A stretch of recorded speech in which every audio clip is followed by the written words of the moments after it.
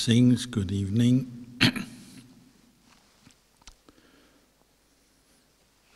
It's a cold Tuesday night, middle of winter. Here in the mountains on the edge of Melbourne. And that means it's Q&A night.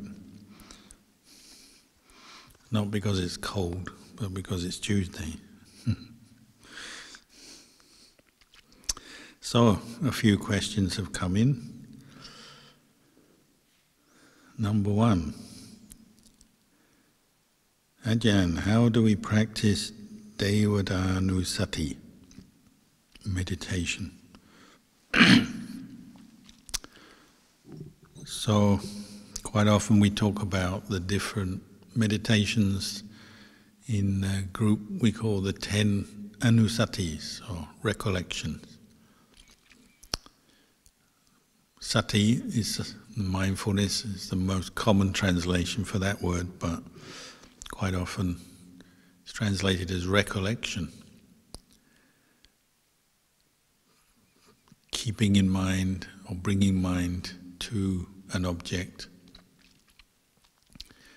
And the 10 recollections are a very useful group of meditations that, even if they're not your main meditation object, from time to time they may be quite helpful to uplift your mind or develop certain themes that help you deal with different mental defilements that come up. So Devatanusati, or Devata means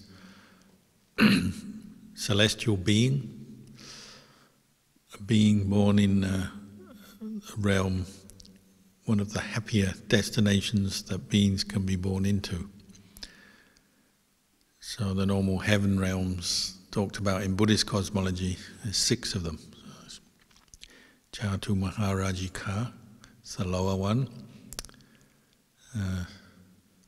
Yama, Dawadingsa, Yama, Dusita, Nimanarati, and Parinimita Vasavati. If you want further clarification on them, you can look up in the text or Google it. And then higher than that there's the Brahma realms, Rupa Brahmas, those beings who have developed the jhanas, Rupa jhanas, and die, not yet reached Nibbana. And then the Arupa Brahmas, those who have developed the formless jhana states and die and are reborn in those realms. So even though these realms and the beings in them, these different realms of the higher realms, heavenly realms, they're not yet, they haven't yet attained Nibbana, which is considered the highest happiness in the Buddhist teachings. Nibbanang paramang sukhang. Nibbana is the highest happiness we can aspire to. Nevertheless, it's quite common for beings, people who practice the Buddhist teachings and develop good karma through their life to be reborn in heaven realm if they still have clinging, attachment. They haven't yet attained any one of the 4 paths and fruits, say from stream entry up to Arahant. People may be reborn in a heaven realm after the human life. Why would that be? Well, the good karma they've made as a human. So practicing generosity, living in a moral way where they learn not to harm others through speech and action, cultivating meditation, right view,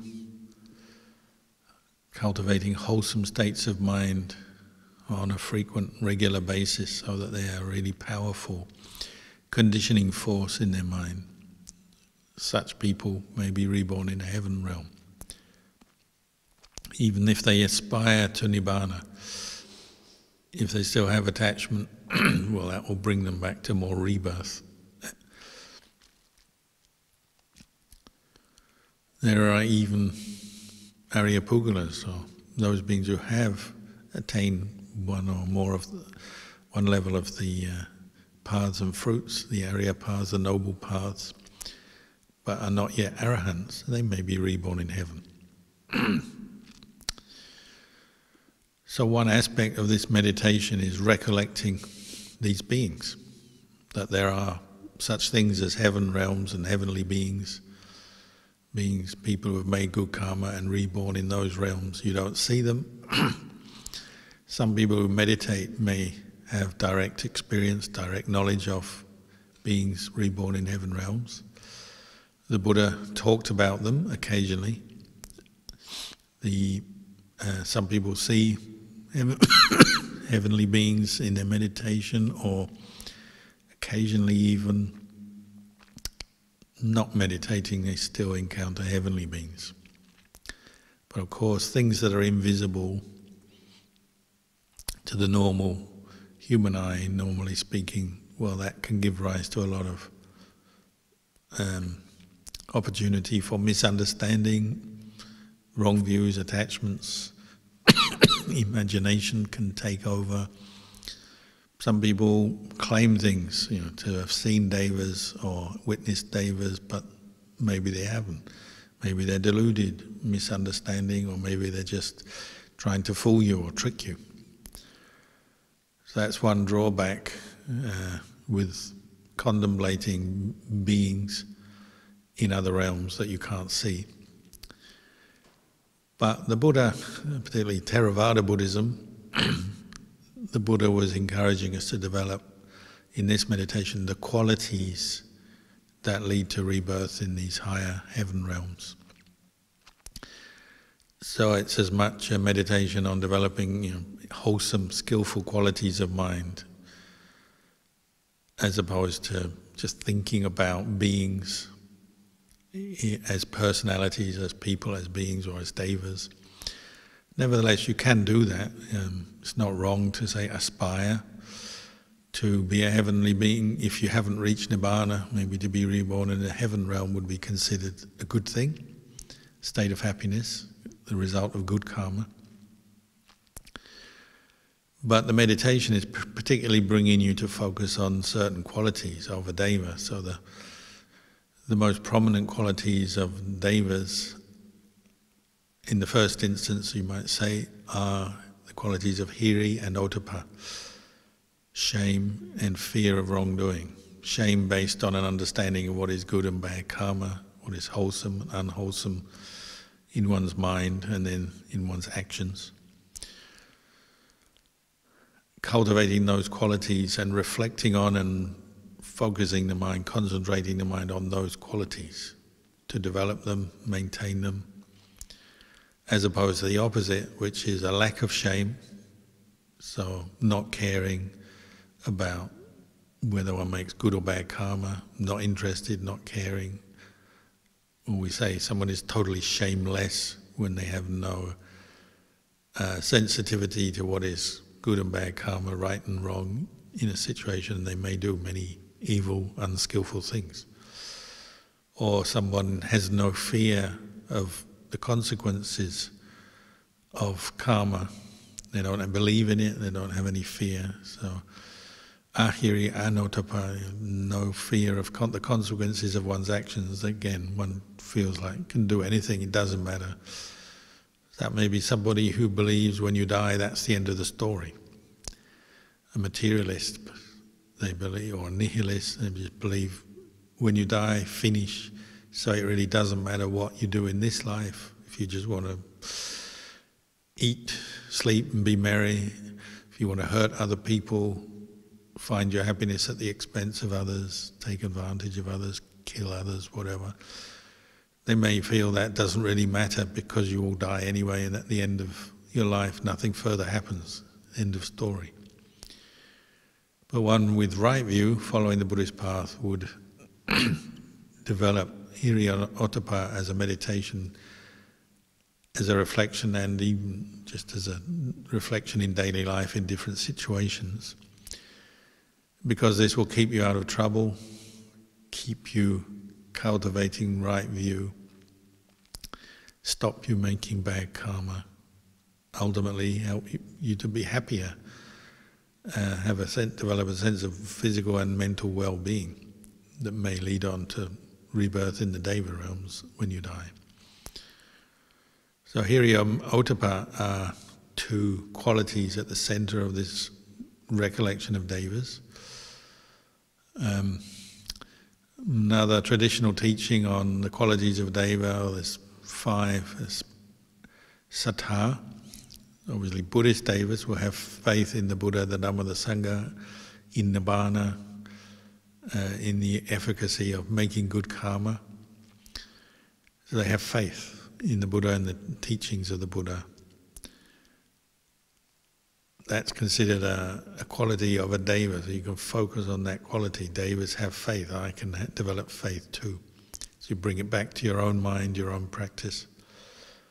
The second is what we call sutta. Sutta means learning.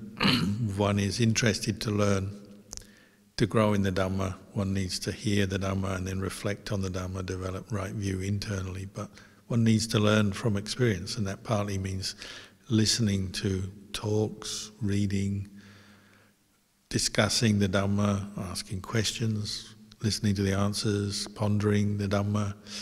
This is all an aspect of learning, and Devas are interested in that because they know the value of learning and they know the value of not making bad karma, and therefore you need to know what is good karma. So learning about what types of good karma are there, what should I develop as a practitioner, say. The third quality of this group of 5 is sila. So Devas, because they have Hiriya Ottappa, sense of shame, fear of wrongdoing, they keep sila. So when I was brought up, one of the phrases elder relatives would say to try and keep me and other kids in line, they say, fools rush in where angels fear to tread. They try and instill a sense of being careful and consider the actions that you take in life, because it's very easy to act like a fool and do things that harm you and others, whereas an angel is more careful. So a Deva is more careful. They don't just do or say anything. They consider first, is it morally right, wrong, what consequences will they be? So they keep sila. They don't harm others through their speech, their actions. And therefore they have the happiness of no regrets, few regrets.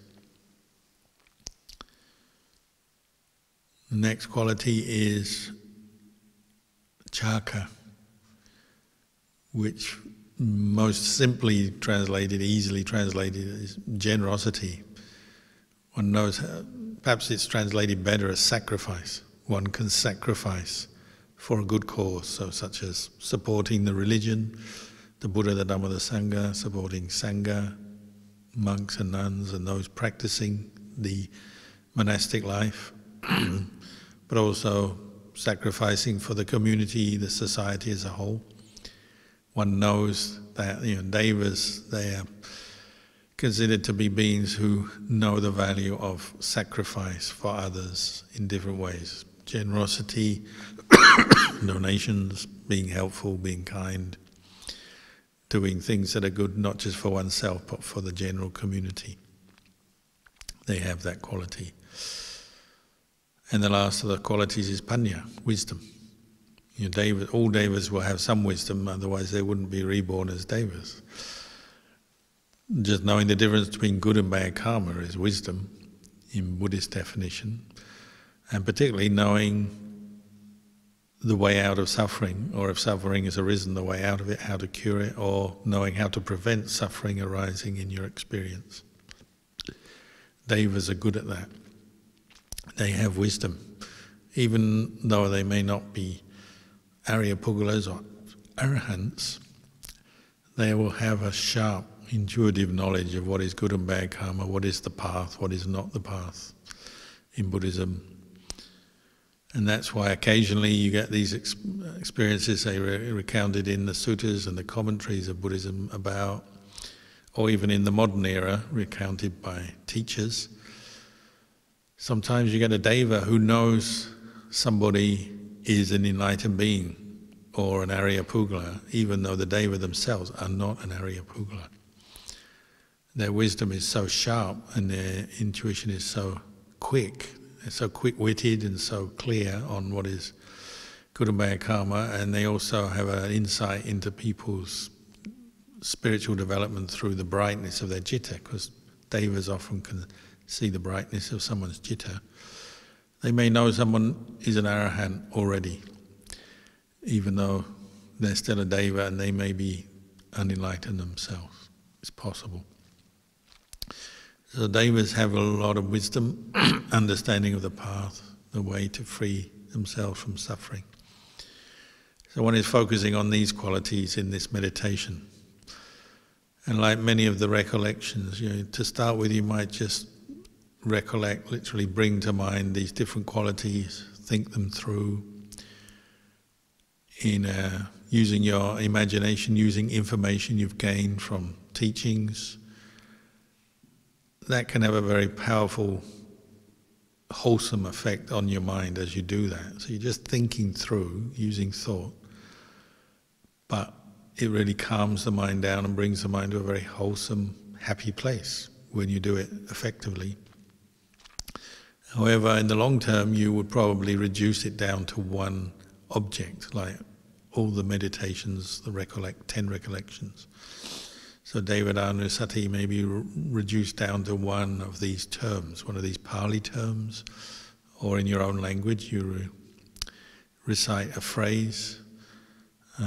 Could be something very simple like, may I have hiriotapa, as a resolution, as a determination of mind. You say, may I attain or may I maintain my hiriotapa. May I have the mind of a deva. May my mind be radiant, peaceful, like a deva. You could do it in there's so many ways you could do it, but you're reciting either a word or a phrase to keep your mind focused on the qualities of a deva.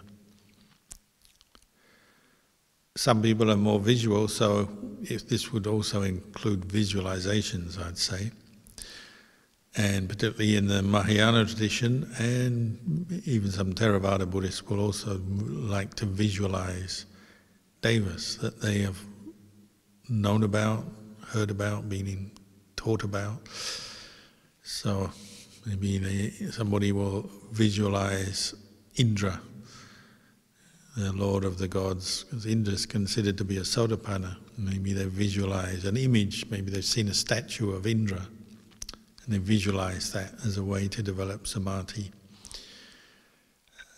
Or in other traditions, people will visualize bodhisattvas, such as Avalokiteshvara, or any of the other bodhisattvas. That would probably be included in Devadhanusati, visualizations, as a way to develop samadhi. But whether you're reciting a word or a phrase or visualizing, this can bring your mind to go beyond the 5 hindrances into a state of samadhi, one-pointedness, but to the level of upajjhara samadhi. So it might be a good preparation, and then one moves on to anapanasati, which could take you to a deeper state of samadhi, jhana perhaps. So it's not uncommon for people to develop this Devadhanusati from time to time when they feel they need it. Maybe they have doubts about their sila or their practice of morality. They have temptation to break precepts or do something they feel is immoral or aggressive or something like that. And then they recollect the devas and the qualities of a deva to bring their mind up again, uplift the mind and re-establish these qualities. So it can be a preparatory meditation or used from time to time when needed. A bit like medicine, use as required, as suggested by the doctor and as required by your symptoms.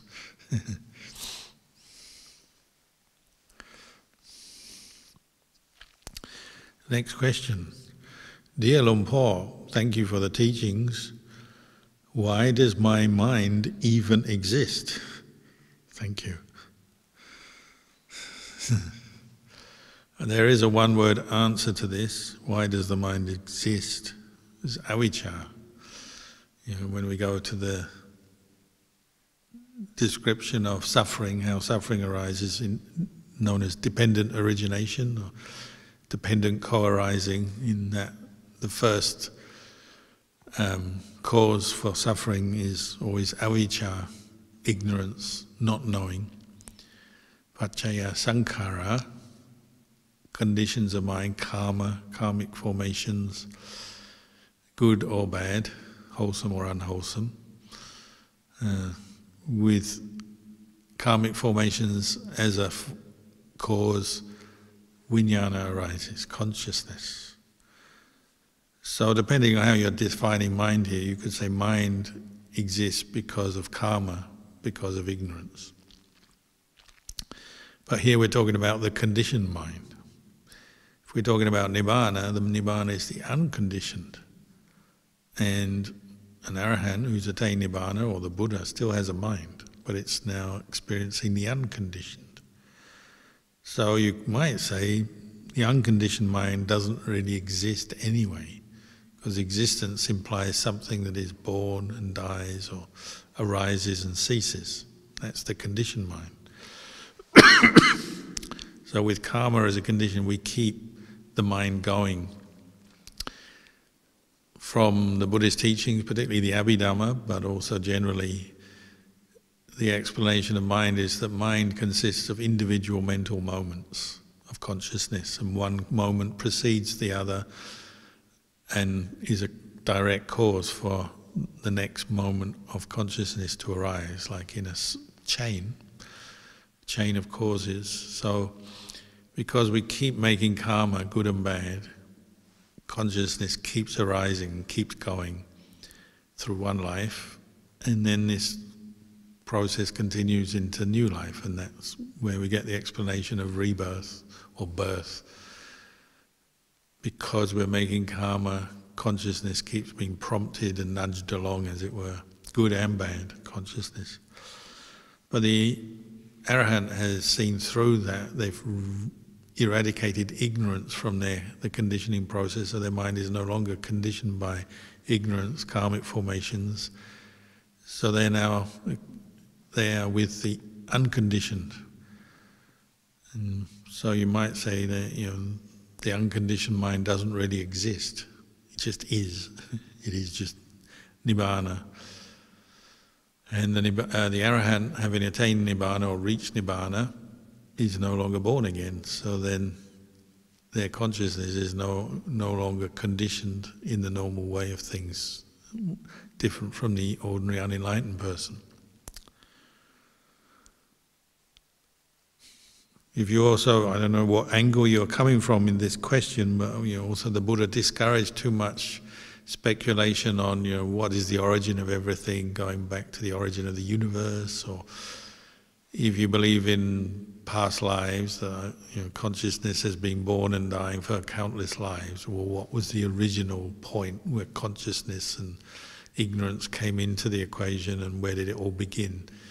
You'll waste a lot of time doing that, trying to speculate, work it all out.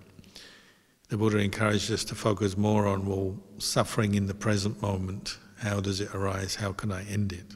As a more practical approach to our human problems.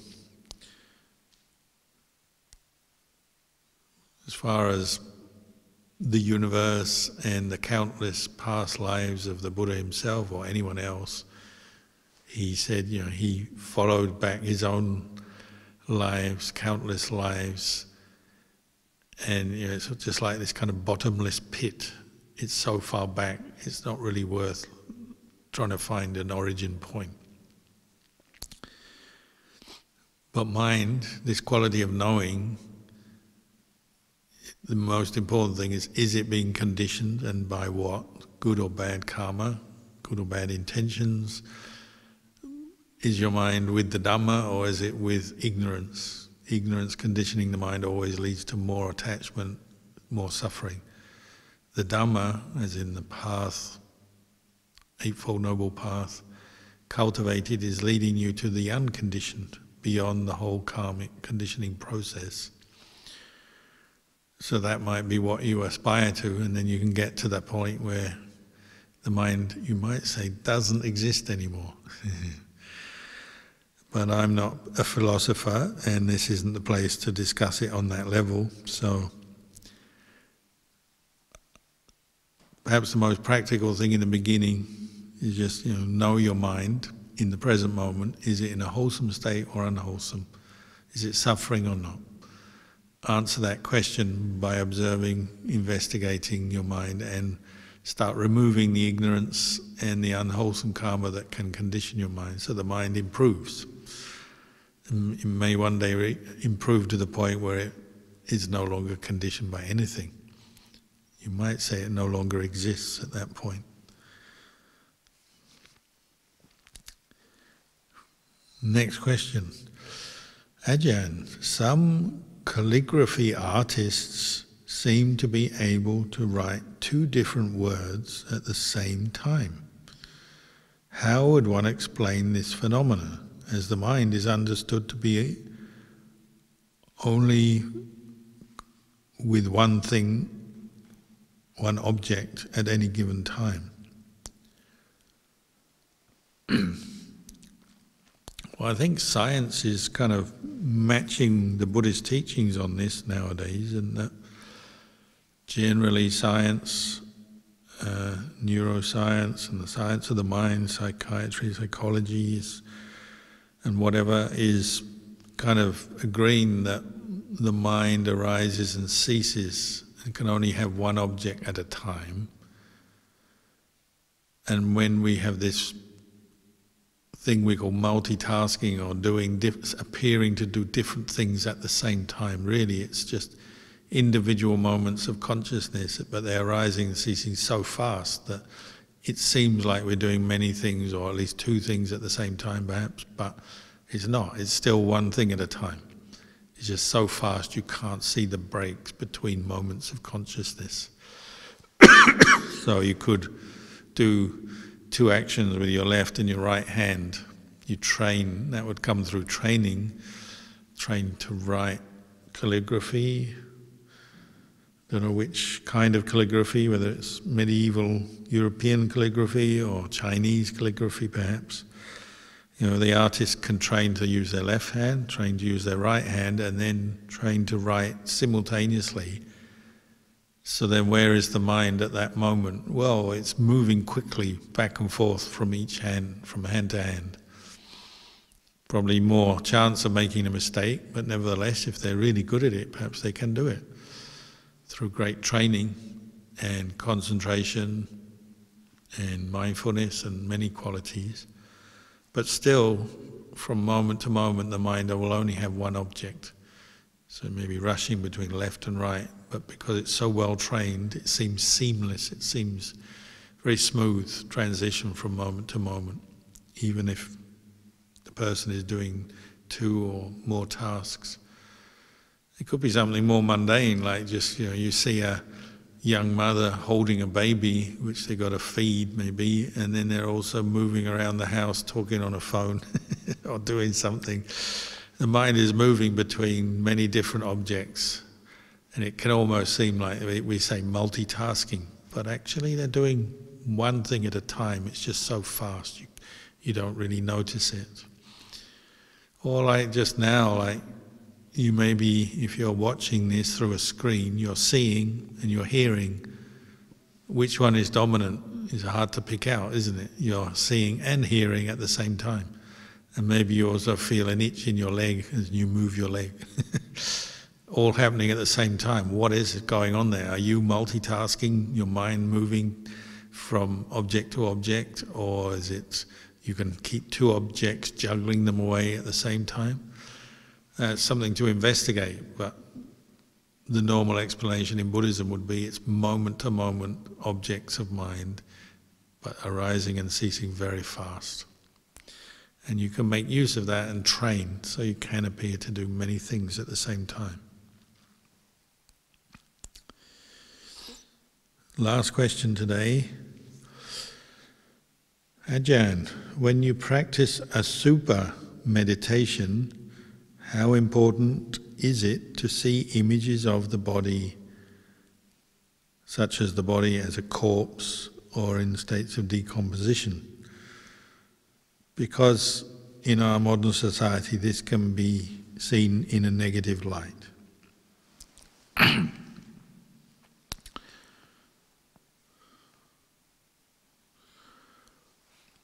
Well, in the beginning of a super meditation, a super means the perception of the unattractive or the repulsive, particularly in the physical human body, yourself or others. You're developing the perception of the unattractiveness of the body. So you need some information there to feed that perception. There has to be some details there. Like other perception, like the perception of impermanence or not self, or the perception of light when you may be doing a kasina meditation, and so on. You need something for the mind to take up as an object. So it's not absolutely essential to get images of corpses to do this. And actually, in the beginning, most people don't do that. They maybe start with their own body, and when they're calm, sober, mindful, they just run through their body what they can see and sense. Looking in the mirror, looking at themselves, and noticing the unattractive side of their own body. So, paying attention when going to the toilet, paying attention to chewing food, which becomes mixed with saliva and becomes unattractive or repulsive. Paying attention to smells, sound smells, things that are secreted from the body, snot, earwax, sweat, oil, grease. Paying attention to it. And then one builds up memories, images, perceptions of these unattractive sides of the body. So when a Buddhist monk is ordained, they're given 5 initial preliminary objects to contemplate: hair of the head, hair of the body, nails, teeth, skin, which can all be seen on any human being. So it's whether you're looking at yourself or others. So that's the initial practice of a super, or developing the perception of the unattractive. Could be as simple as noticing your nails are dirty. You get mud or oil or grease or something on your nails, and you may go and wash them, but you take a moment just to contemplate that nails get dirty. Nails in themselves may not be very attractive, hence the growth in the nail painting industry. Some people spend a lot of time shaping their nails, cutting them, shaping them. Or if you don't do that, like if you're a monk on Tudong staying in the forest and you don't have nail clippers, you might just bite your nails and you end up with pretty ugly looking nails, simply because you've got no means of cutting them. And then you notice, oh, the nails can be pretty ugly. Toenails are probably more ugly than fingernails, aren't they? Because they're further away, they're harder to style and keep looking good. Some people find it hard to make them look nice. Hair is the same, skin is the same. There's a whole ugly side to these external body parts, which are giving you information straight off that you don't need to go to a book or the internet to get pictures of. You can do that, of course. You can take it one step further and start getting some external imagery, but you don't have to do that. And you can also develop the super perception by just noticing things in your life and in the people around you, the world around you, in a very natural, ordinary way. So noticing food that goes off, noticing the smell and the stains in a toilet bowl or a sink or a shower, the hairs at the bottom of the shower. Things like that are a super practice that you'll notice or encounter often in your life. Noticing dead animals, a dead bird or a dead animal by the side of the road. That's a supa, and that gives you an image and an opportunity to contemplate. And occasionally you may go to a funeral and view a corpse of somebody, and you may take a few moments to notice the difference between a live body and a dead body. What are those differences? You have to ask yourself those questions. Draw attention to your mind's attention to the corpse, the stiffness, the coldness, the whiteness, the lifeless nature, the strange colouring sometimes. There are different aspects of a corpse which are more repulsive, unattractive. Obviously they're dead, the person. That's to be done, in an appropriate way, obviously, in a sensitive way, but one sometimes gets that chance.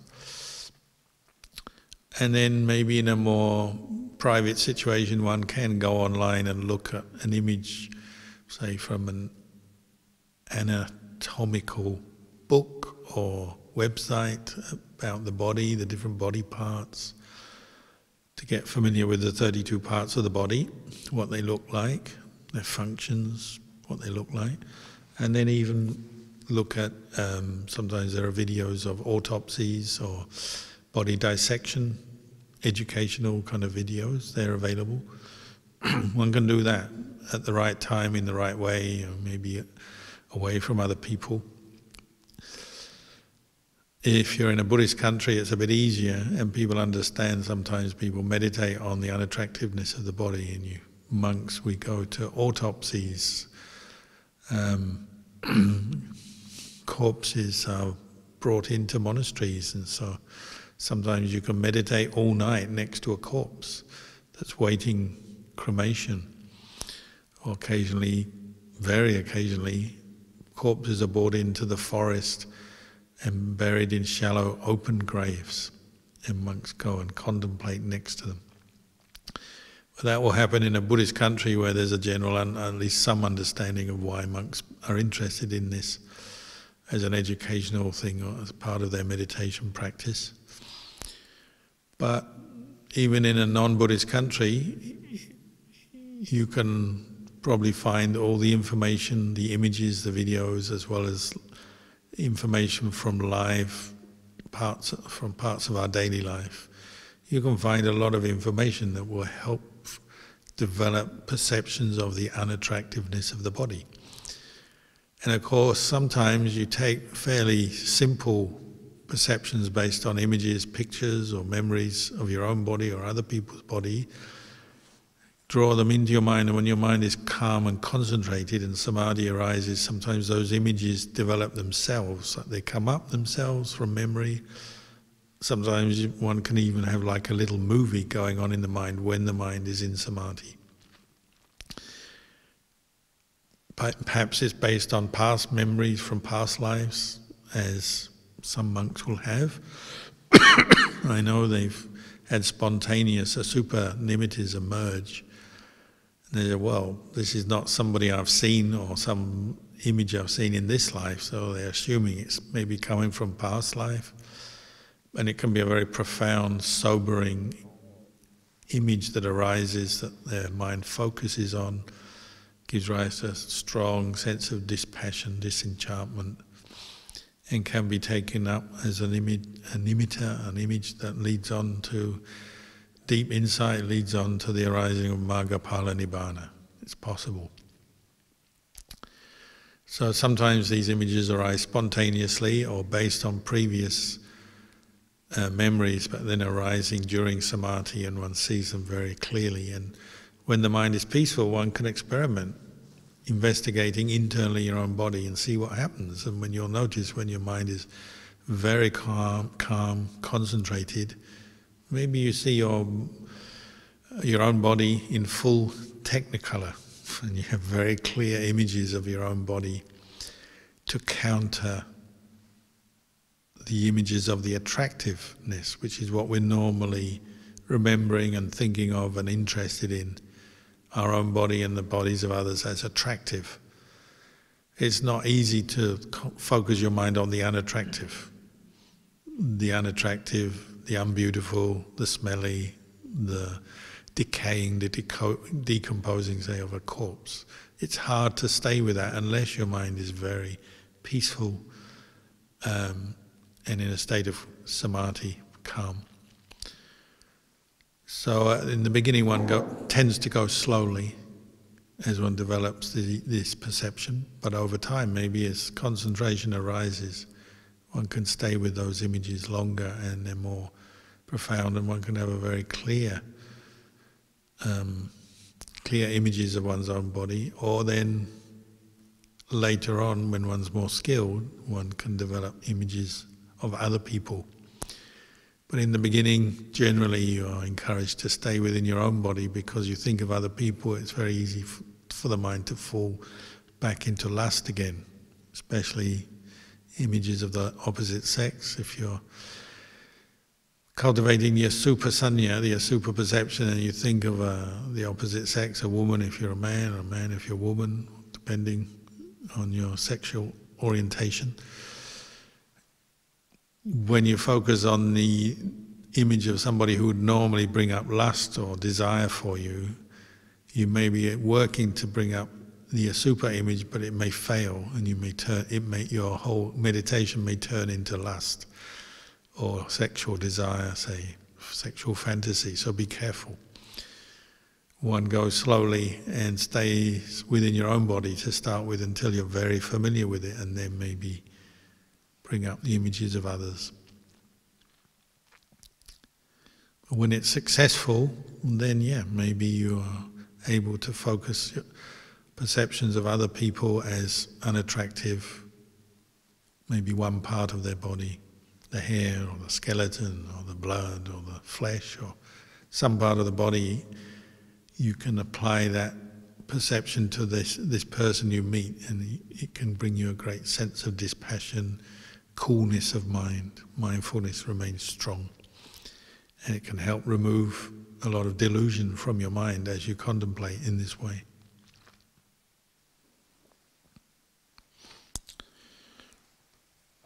So that's the end of the questions for tonight, and we'll leave it there.